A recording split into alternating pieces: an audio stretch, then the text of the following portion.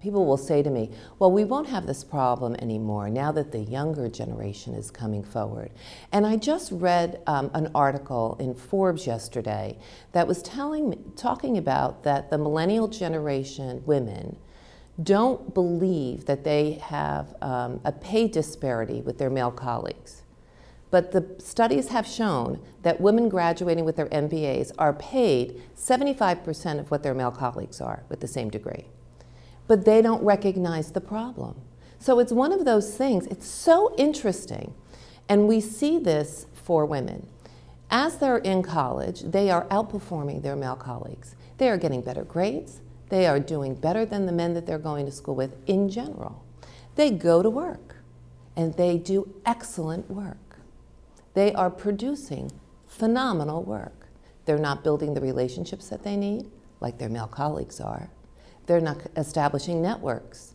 They're not getting mentors. They're just doing their work and being fiercely independent. They're getting straight A's at work. But they're not doing the other things that you need to do to build a robust relationship with others in the organizations to allow them to be successful. And then they look up and they see, why are these guys that I went to school with surpassing me in the organization? Well, because they understand they're playing the game of business much more effectively. It's not just about doing good work.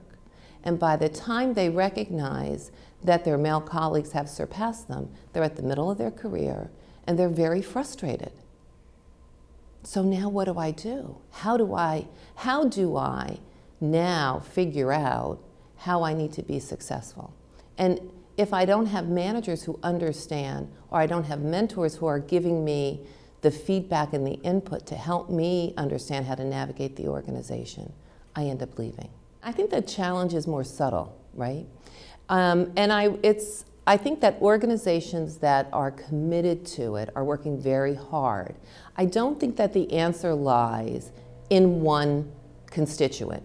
So it's not that the women need to do something and that's going to solve the problem, or that organizations need to do something and that's going to solve the problem. I think if all the different constituents in an organization understand their role in solving the problem, working together creates a very inclusive organization. So when a senior leader says, I want more women in senior roles, and they demand it. I was at the Catalyst conference a few weeks ago, and the CEO of one of the award-winning companies said he expected his senior leaders to give him a slate of candidates to fill their role, and it must be a diverse list. And it took a while for his direct reports to take him seriously. He had to keep handing it back to them and saying, no, they all look like you. I don't want people that look like you. I want a diverse slate of people. So he forced it from the top. He said, I am serious about this and I'm going to do what I need to make this change. Then they needed to help the managers. And we see this in the work that we're doing. The managers want to understand, how do I need to develop the female talent on my team? Because I understand how to develop the male talent on my team. You know, they think like me, I understand that.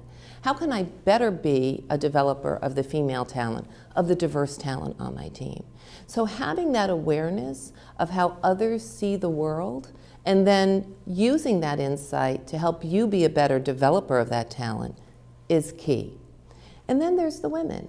We need to understand it's not about being fair or unfair, or right or wrong, but if I want to be successful in business, I need to own my piece of it. I need to talk about the skills that I bring to the table. I need to talk about what I want.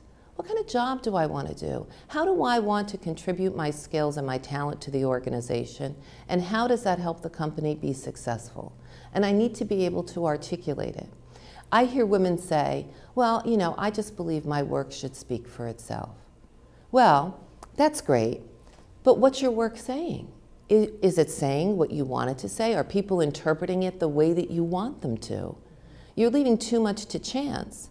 It's better to be able to articulate what are the things that when you go to work every day you're passionate about? What gets you excited? How do you want to help the company make money? Because at the end of the day, that's what people want to hear.